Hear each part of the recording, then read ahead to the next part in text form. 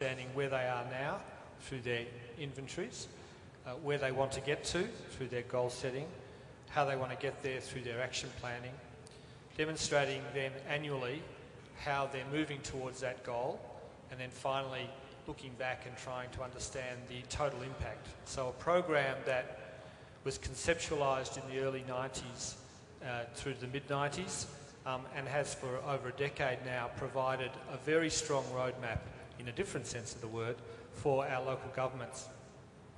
It's still of great value to local governments that are beginning the path towards understanding their carbon and managing their carbon more effectively. And we know that it's been, there's a strong growth, I understand, in Israel and in other countries. I know in Indonesia they're very interested in this right now. So there's an opportunity to continue that work. That's been a very strong and heavily branded approach. A broader climate change approach has always continued within ICLEI, and so we have other parts, other regions of our organisation who have tackled climate change in a couple of different ways, using other methodologies and certainly using the sort of collaborative community-based approaches that Local Agenda 21 pioneered. The second key thing is that after a decade of trying to focus on reduction, it's very clear at the Conference of Parties that the debates are now about the ways that the work we do reducing our long-term impacts or mitigation will now balance with the necessity to adapt to climate change, which is inevitable. We all know this.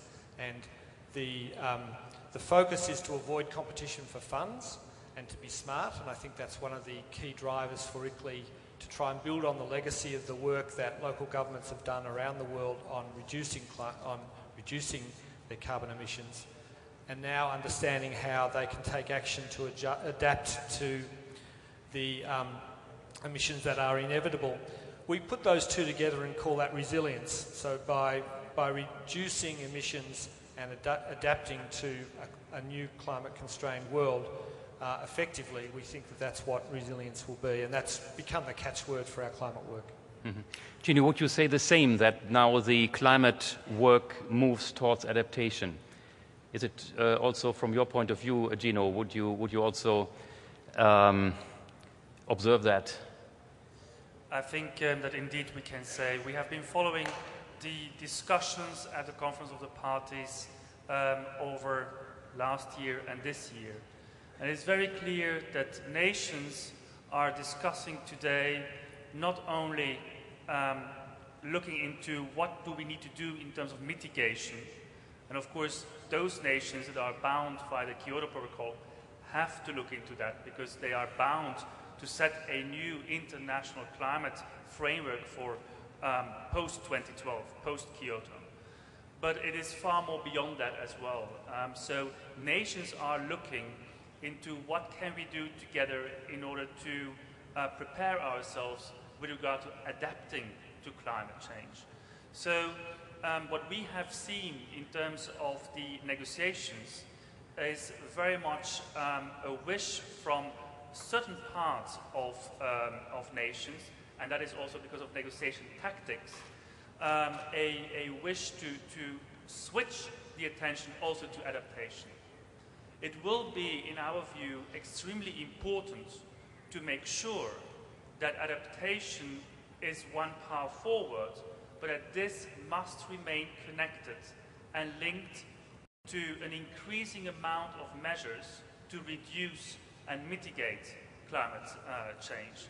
So we think that it will be very important for local governments to push our national governments throughout the regions of the world to insist that there is more commitment made, and of course the USA is one of them.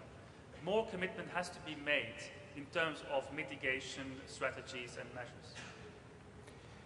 So still, while we talk about adaptation, mitigation is badly needed. I mean, when we remember what David told us earlier today, every bit has to be exhausted, every opportunity has to be exhausted actually to reduce greenhouse gas emissions right now and immediately. and more rapidly. But how can this be done? What are the options? What are the solutions, particularly at local level? What is the technology? And can I ask Kumar, you are sort of heavily involved in the local renewables model communities activity. And so how you see the role of local renewables in the context of mitigation? We see the local renewables, including the renewable energy and energy efficiency in the city activities, as the one answer to mitigate the climate change issues, the carbon emission reductions. Heavily, I will say that the developing countries, both in the Asia or in Latin America, the cities are really looking forward to various technological solutions, I'll say that, where the energy efficiency part as well as the renewable energy can help the cities to integrate into the city services or city deliverables so that they can reduce the carbon emissions. But what can now local governments do? I mean, as a homeowner, I know I can put up solar panels. Now, what can local governments do? What can a mayor do or councillor do? So what can they put in place there? We have, I'll say, integrated the energy efficiency activities into maybe the street lighting issues or the water pumping systems. Maybe the solar panels, what you're talking about, into their households. The cities are talking to the communities to involve, to have solar water heating systems or solar lighting systems. So various technologies, the cities are encouraging them. The mayors or the councillors are encouraging the communities, encouraging the commercial activities in the cities to go for the renewable energy technologies and energy efficiency measures so that they can address the climate change issues in a better way. And do you think in the last 3 years there has been some development? Is it encouraging? I mean, is there interest in renewables growing, or are you sort of more skeptical? I'll just take an example from India. Actually, when we started a local renewables project in 3 years back, it was only 2 cities where we started. This is the first time through this program, the 2 Indian cities, the Bhubaneswar and Nagpur, have come out with an integrated renewable energy and energy efficiency policy at the city level. And now the policy has been started implementing by these 2 cities, and taken that as a good guidance by the national government, by the government of India.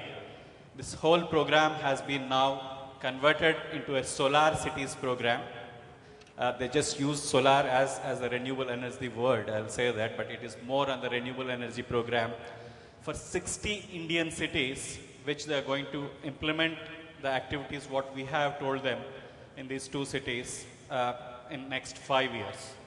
The similar way, I'll say that in Latin America, we have the 2 Brazilian cities have started this program, and now that has been taken by the federal government into their housing schemes or into the various activities. So really, the local governments have shown to the national governments how the climate change issues can be addressed through the renewable energy and energy efficiency activities. Okay, so now that the local renewables activity involves model cities, but also they look at other cities, there is this kind of local renewables network. Monica, can you tell a little bit more about that, how that's developing or has developed over the last 3 years, and what the purpose is? Well, of course, we know that cities learn best from each other. So bringing interested, committed, and also advanced cities together is the task of that network, where you see some of the cities being part of it. And I'm very happy to say that many of these cities are represented here in Edmonton. We are also going to meet with them. So this network is for exchange and for helping each other. And I would like to say that, of course, this network is open, so we wish that many more cities can come on board, because local renewables, to mention that as well, has many more positive impacts than, let's say, only climate mitigation. We have learned in the last 3 years that there's a lot of positive impacts on local